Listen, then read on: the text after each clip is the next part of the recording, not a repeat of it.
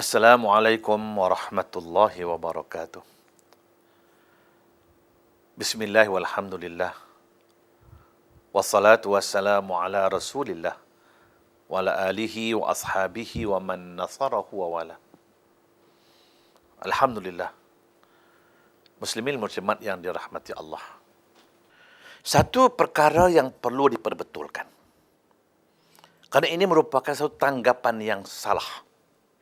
Satu pahaman yang silap di kalangan masyarakat Melayu. Kerana terdapat segelintir ibu bapa menganggap bila mana anak mereka bertunang, dah ada cincin tanda pertunangan, maka mereka boleh buat apa saja. Ini satu kesilapan. Berarti bertunang tidak berarti mengharuskan perkara-perkara yang haram. Bertunang tidak menghalalkan perkara-perkara yang diharamkan. Orang yang bertunang masih dianggap asing. Mereka bukan mahram. Tetapi malangnya hari ini berlaku di kalangan masyarakat Melayu, bila mereka dah bertunang, mereka sudah boleh berdua-duaan ke hulu kili. Berdua-duaan ke sana, berdua-duaan ke sini, siang, malam. Bahkan ibu bapa dengan rela membiarkan anak gadis mereka dibawa oleh tunangnya. Ini satu kesilapan yang perlu diperbetulkan. Sebab bertunang berarti belum lagi menghalalkan perkara-perkara yang haram. Bila mereka berdua-duaan, mereka masih dianggap khulwat. Mereka melakukan perkara yang haram dan salah.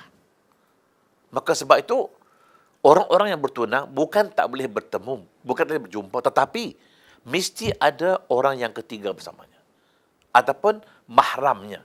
Sama ada mahram lelaki atau mahram bersama mereka. Mungkin nak bincang soal perkahwinan. Tidak menjadi salah. Yang menjadi salahnya ialah berdua-duaan ke hulu ke hilir. Ke hulu, ke hilir, ke sana. Macam belangkas. Ini satu kesilapan yang perlu diperbetulkan.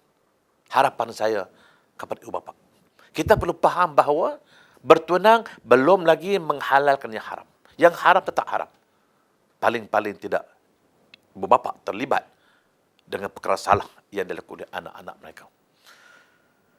Muslimin muslimat yang dirahmati Allah. Dalam masa bertunang ini, kalau ada perkara-perkara yang tak dapat diselesaikan,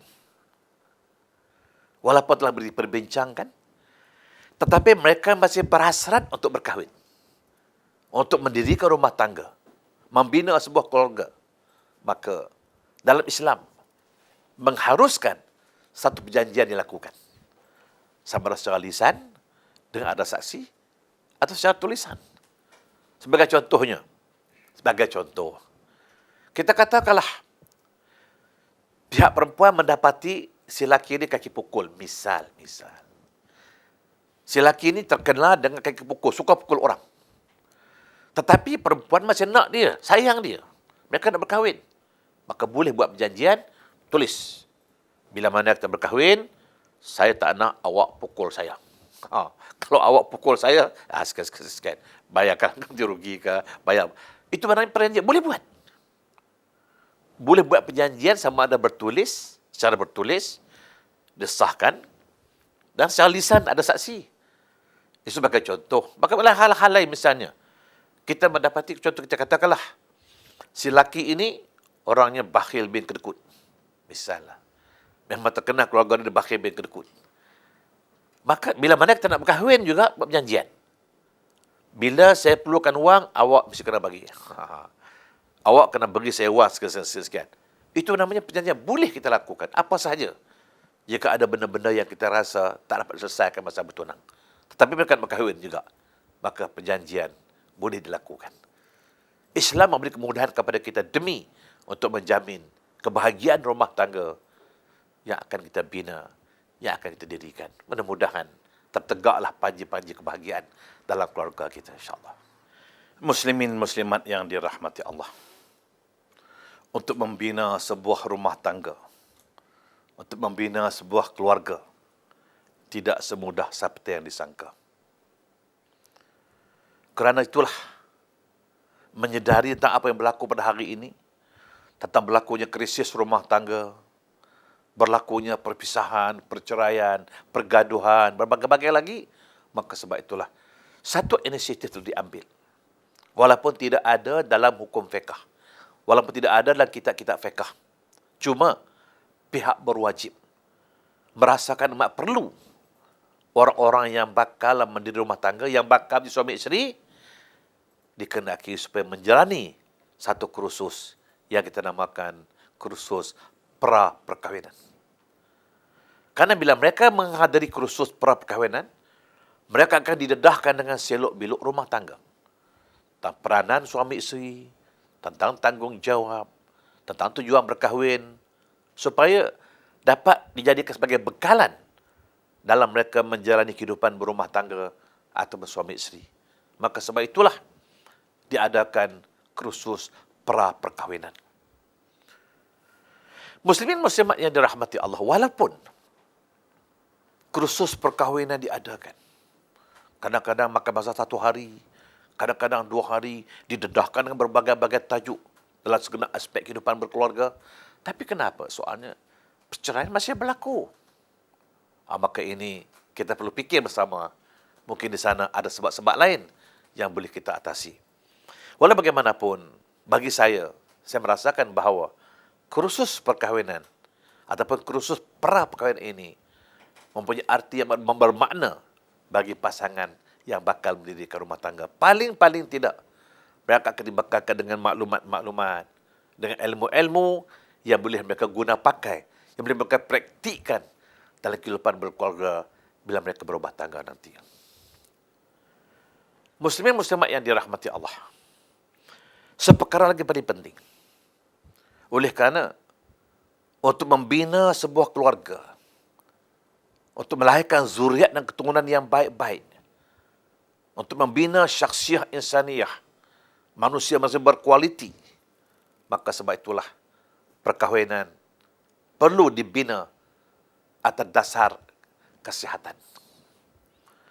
Maka sebab itulah hari ini pihak-pihak berwajib mensyaratkan bakal pasangan yang akan berkahwin ini dikehendaki supaya menjalani ujian kesihatan untuk memastikan sama ada ia sihat ataupun tidak sihat.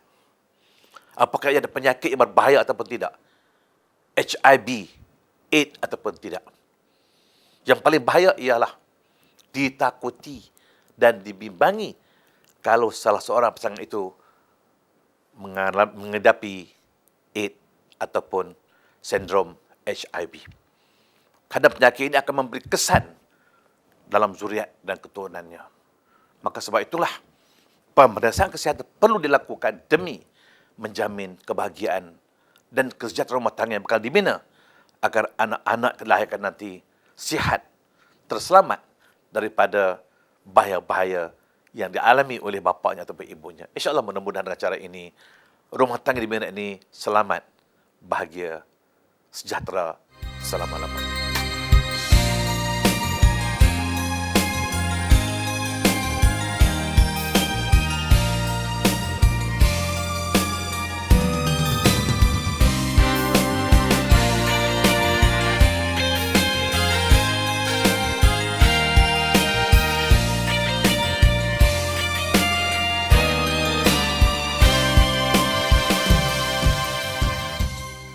Muslimin muslimat yang dirahmati Allah, alhamdulillah. Kita teruskan pembicaraan kita, penjelasan kita mengenai perkahwinan. Ditakdirkan jika sekiranya proses pertunangan berjalan lancar, masing-masing mengenali pasangan masing-masing, tidak ada masalah, maka sampailah saat mereka diijab kabulkan. Kerana ijab kabul merupakan satu perjanjian, satu ikatan perkahwinan yang mengharuskan perkara-perkara yang diharamkan sebelum ini. Artinya ijab kabul hanya dengan berkata, aku terima nikahnya. Itu kabul. Setelah diijabkan, bila mana ijab kemudian dianggap sah, maka terbinalah sebuah rumah tangga. Bermula satu keluarga. Dan bagi mereka halal lah apa yang diharamkan sebelum ini. Kehormatan perbuatan ini halal bagi si lelaki yang agak suami ini. Maka sebab itulah, untuk memberkati awal permulaan perkahwinan ini, maka ulama-ulama para fuqaha mencadangkan, kalau boleh, seelok-eloknya ijab dan kabul ini ataupun akad nikah ini diadakan di rumah Allah, di masjid, tempat suci, tempat mulia, mengharapkan keberkatan kepada Allah Subhanahu Wa Taala.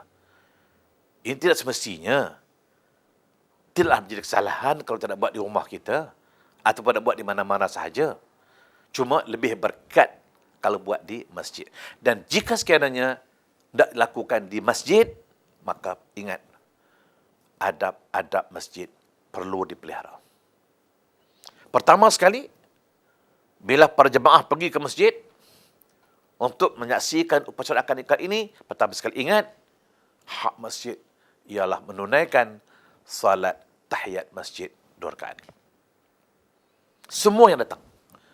Sebab seorang ulama tasawuf terkenal, Sufyan Ats-Tsauri, ada menyebut bahawa orang-orang yang masuk ke masjid tidak kira untuk tujuan apa. Asal dia masuk masjid, kalau dia tidak mengerjakan solat sunat tahiyat masjid 2 rakaat, dia dianggap sebagai orang yang zalim. Na'udzubillah. Maka sebab itu, lebih-lebih lagi, bila kita masuk ke masjid untuk nak menyaksikan upacara suci, itu ijab dan qabul, maka kerjakanlah salat sunat tahiyat 2 rakaat. Lepas itu, adalah digalakkan supaya si wali meminta izin kepada anaknya. Anak, bapa nak menikah kamu dengan... Walaupun anak dah setuju, walaupun anak dah rela, sama-sama nak, tapi seelok-eloknya si bapa bertemulah dengan anaknya, minta izin, anak, bapa nak ijab kabulkan kamu dengan si pelan.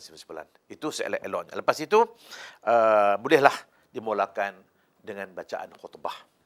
Walaupun ada pendapat mengatakan, seelok-eloknya khutbah nikah itu dibaca oleh pengantin lelaki.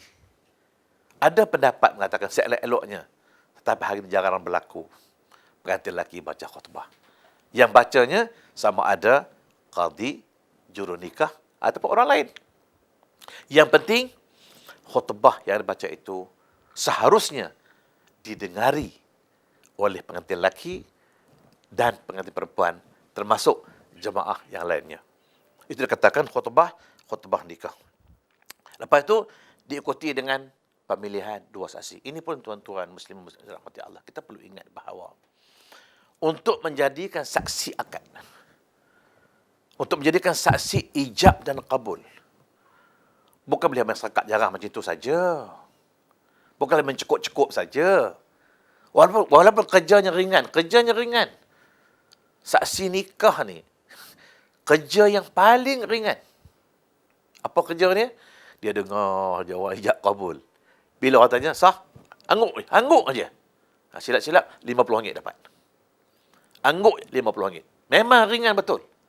Tetapi kita mesti ingat bahawa nak mengesahkan satu perkahwinan, nak mengesahkan satu ijab kabul, nak mengesahkan satu akad, memerlukan kemahiran. Kita kena faham. Sebab ini nak menghalalkan benda yang haram. Subhanallah. Ijab kabul artinya nak menghalalkan benda yang haram. Sebelum ini mereka haram berpegang-pegangan. Dengan ijab kabul, kita kata sah, mereka boleh berpegang tangan. Mereka sudah boleh berdua-duaan. Maka sebab itu, para fuqaha menyebut bahawa untuk memilih saksi ijab kabul itu pun, kita kena pilih orang-orang yang berwibawa, yang berpengetahuan luas, yang berpengalaman dalam bidang agama, yang tahu silap-biluk perkahwinan. Maka orang lebih aula dilantik menjadi saksi ijab dan kabul. Tapi malangnya hari ini terkadang tuan-tuan, sebab tersilap pandang, terlepas pandang. Sampai saat-saat akhir, dah nak ijab kabul, tak ada orang, awaklah jadi saksi, awaklah, main awak-awaklah saja. Kawan ni pun suruh saksi, dia hangguk aja, okeylah, dia tahu. Sekali hangguk RM50. Bukan ini caranya. Maka sebab itulah perkahwinan merupakan perkara berat yang perlu kita pikul bersama. InsyaAllah mudah-mudahan rumah tangga dibina itu bahagia, dapat keberkatan, insya-Allah. Dan seterusnya, ulama-ulama fiqh juga menggalakkan kalau boleh, seelok-eloknya orang yang akan mengijab kabul itu adalah wali sendiri. Seelok-eloknya. Cuma apa yang kita dapat hari ini, alhamdulillah, sejak akhir-akhir ini sudah ada wali-wali, bapa-bapa yang sanggup tampil untuk mengijab kabulkan perkahwinan anak mereka. Tetapi tak ramai yang sanggup buat demikian. Ada setengah orang takut. Ada setengah orang tak berani. Apa dia takutkan? Kalau tak boleh hafal, baca, tulis, buat skrip. Mat, aku nikahkan kau dengan anak aku bernama sekian-sekian. Dengan mas kahwinnya sekian-sekian banyak tunai. Itu aja. Takkan itu pun tak boleh. Sebab para ulama mengatakan bahawa perkahwinan yang dinikahkan, yang dilakukan, yang diijabkan oleh wali sendiri, itu perkahwinan yang lebih diberkati oleh Allah Subhanahu Wa Taala. Tetapi kalau si bapa tu semayang tak pernah, ke masjid tak pernah, puasa tak pernah, bagilah wali ijab kabul. Wakilkanlah kepada qadi ataupun kepada imam dan sebagainya. Maka diadakan upacara penyerahan wali. Kalau bapa tak nak ijab kabulkan, dia tak sanggup, tak berani, tak mahu, maka serahlah kepada qadi ataupun imam jurunikah. Mana ada upacara penyerahan wali. Diserahkan wali kepada si imam ataupun kepada qadi. Dan apabila selesai saja upacara pernikahan, ijab kabul semua berlaku selesai, maka doa dibacakan. Di sinilah tuan-tuan dan puan yang dirahmati Allah. Doa selepas ijab kabul. Yang dikatakan doa akad nikah. Ia merupakan satu perkara yang penting dalam menjamin kebahagiaan rumah tangga. Kan memang dalam Islam doa amat mainkan pada penting. Maka sebab itulah ada pendapat mengatakan bahawa seelok-eloknya doa itu dibaca oleh bapa sendiri atau wali sendiri. Tetapi kalau wali tak boleh baca doa, dia tak mampu, tak faham, carilah orang-orang yang seperti imam, orang alim, orang agama, ustaz, alim ulama. InsyaAllah mudah-mudahan dengan doa yang mereka baca itu, memohon restu, memohon keberkatan, insyaAllah rumah tangga dibina ini akan berkat, akan bahagia untuk selama-lamanya, insyaAllah. Selesai bacaan doa, diikuti dengan upacara penyerahan mas kahwin. Muslimin muslimat yang dirahmati Allah. Mas kahwin merupakan satu pemberian wajib yang sepatutnya diserahkan, diberikan kepada pengantin perempuan. Allah sebut dengan firman-Nya, wa atun nisa saduqatihin nihlah. Berilah kepada perempuan yang perkahwinan itu pemberian mas kahwin yang wajib. Mas kahwin merupakan pemberian yang wajib. Adapun hantaran itu bukan wajib. Yang wajib mas kahwin. Yang mana mas kahwin ini berhak diterima oleh pengantin perempuan, bukan walinya. Maka si lelaki yang telah menjadi suami ini melaksanakan upacara menyerahkan ini mas kahwinnya sebanyak RM83 tunai. Atau ini mas kahwinnya dalam nilai RM1,000 misalnya. Atau mas kahwin dalam nilainya dinar emas misalnya. Atau mas kahwin dalam bentuk lain misalnya. Tak kira, yang penting suami menyerahkan mas kahwin itu kepada pengantin perempuan. Itu hak dia. Lepas itu, dia nak serah bapak dia, itu soal lain. Ini hak dia. Cuma kebiasaan kita hari ini, kebiasaannya, mas kahwin itu adalah hak perempuan. Belanja hak bapa. Terkadang si bapa dia bedal semua sekali. Yang hantaran dia bedal, yang mas kahwin dia bedal. Terlopong si perempuan, habis. Kita perlu faham bahawa mas kahwin itu untuk perempuan.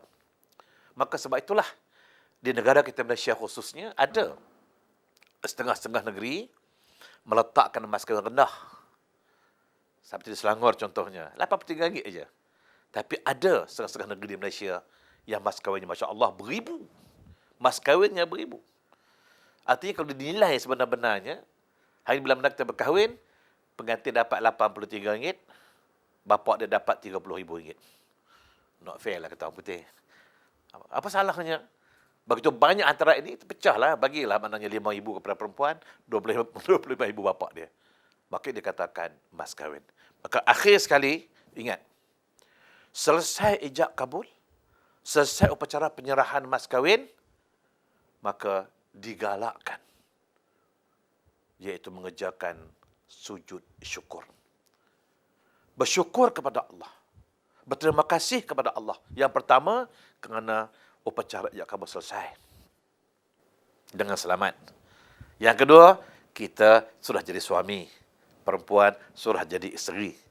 Keluarga pula menganggap satu tugas selesai. Maka sebab itu digalakkan melakukan sujud syukur. Bukan si suami saja, bukan lelaki saja.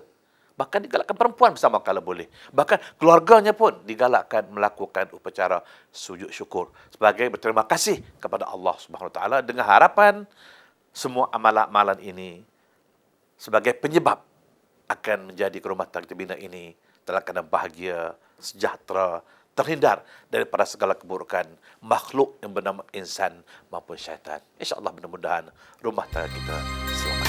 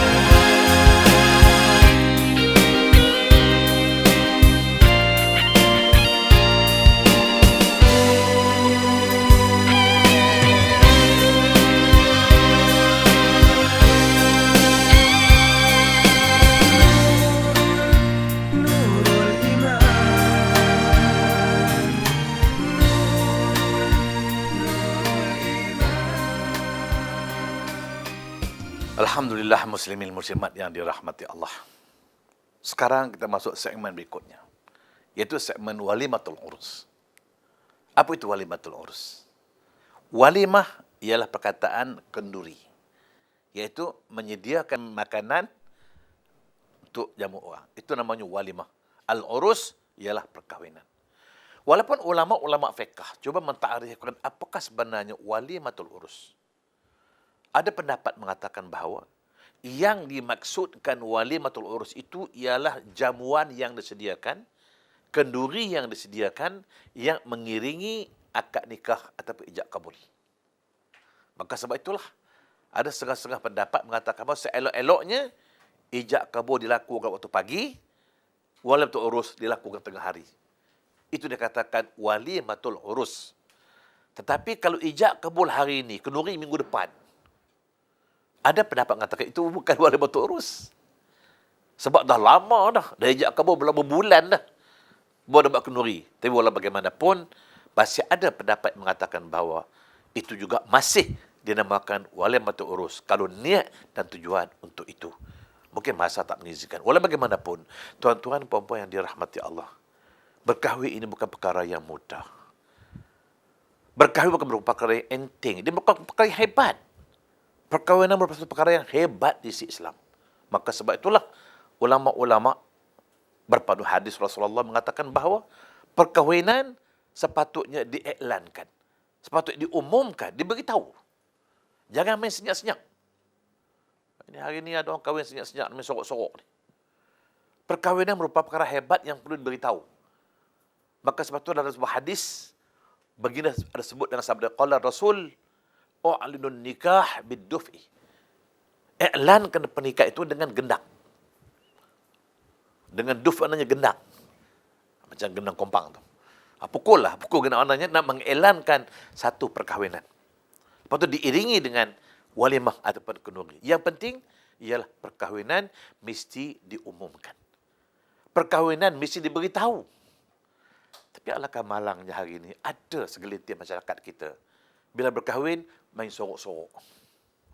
Tak beritahu orang. Kadang-kadang orang tanya, dah kahwin? Belum. Tak mengaku tu. Di mana macam kebahagiaan rumah tangga? Kalau kahwin daripada main sorok-sorok. Sebab tu kalau kahwin, tuan-tuan, jangan main sorok-sorok. Kalau Nabi sendiri menggalak supaya iklankan. Walaupun hanya dengan gendang. dengan jamuan. Nak beritahu, anak saya sudah berkahwin. Muslimin, muslimat yang dirahmati Allah. Seperti yang saya sebut tadi. Walimatul urus ialah satu jenis kenduri, jamuan yang kita sediakan untuk tetamu yang datang meraihkan perkahwinan. Maka sebab itu, tidak seharusnya ada dalam hati pihak keluarga yang mengadakan majlis ini unsur riak. Bermegah-megah. Kita buat semata-mata kerana Allah. Kerana nak meraihkan perkahwinan dengan harapan, dengan jamuan ini, dengan tetamu yang datang, yang merestui perkahwinan mereka, insya-Allah mereka akan bahagia sebagai suami isteri.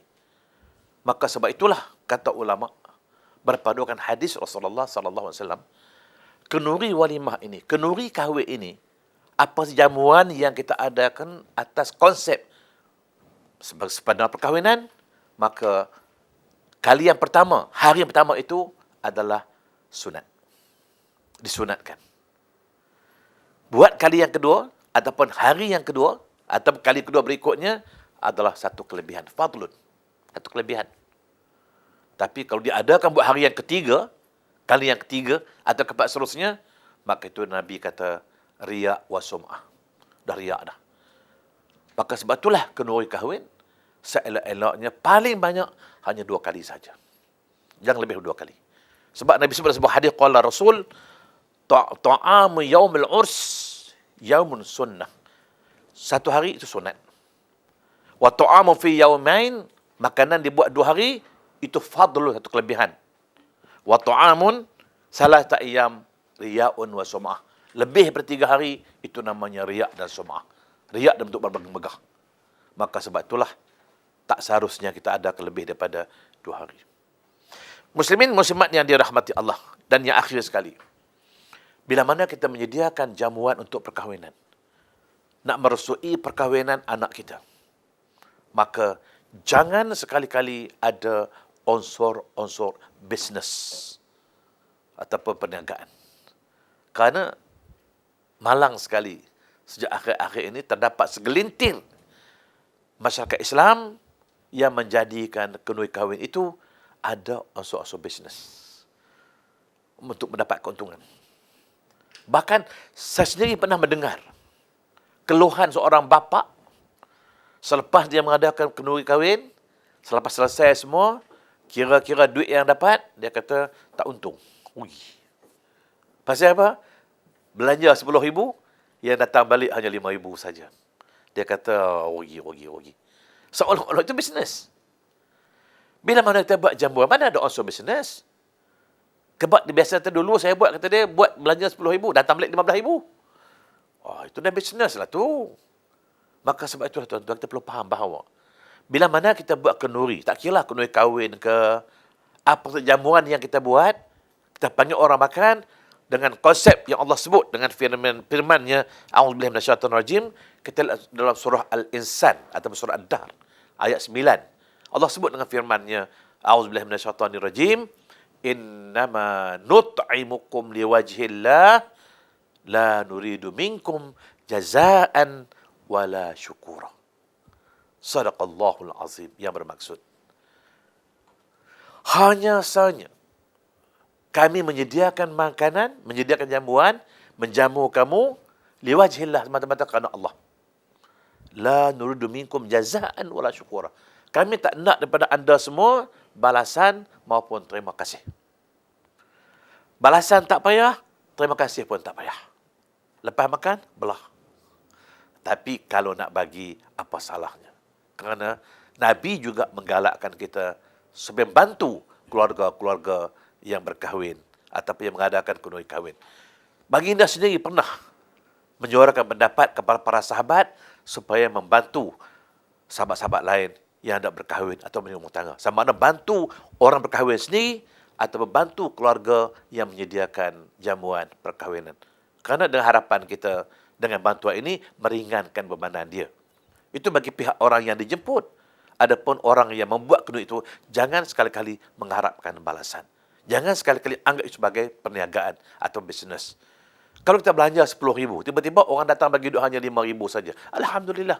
Orang tak bagi pun, Alhamdulillah. Tapi jangan sekali-kali mengharap pemberian orang lain. Sehingga ada orang yang mengeluh bila mana income yang dia dapat itu tak setimpal dengan belanja yang dia keluarkan. Sebab semua ini, daripada apa yang saya cakap di awal tadi, ada hubung kait dengan soal kebahagiaan rumah tangga. Artinya kalau kita nak anak-anak yang kahwin bahagia, selamat sejahtera, insya-Allah lakukanlah apa yang saya jelaskan tadi dengan harapan insya-Allah rumah tangga yang anak kita bina ini akan berkekalan dalam bahagia, dalam sejahtera. Terkadang tetamu yang datang mendoakan kesejahteraan, mendoakan kebahagiaan. Kadang-kadang ada berdoa selamat sejahtera ke anak cucu. Ke anak cucu aja. Dapat anak, dapat cucu, habis bahagia tak ada. Maka sebab itu kita doakan supaya bahagia selama-lama ke akhir hayat. InsyaAllah mudah-mudahan Allah rahmati kita, Allah berkati kita. Sekian saya akhiri dengan wabillahi taufiq wa hidayah. Wassalamualaikum warahmatullahi wabarakatuh.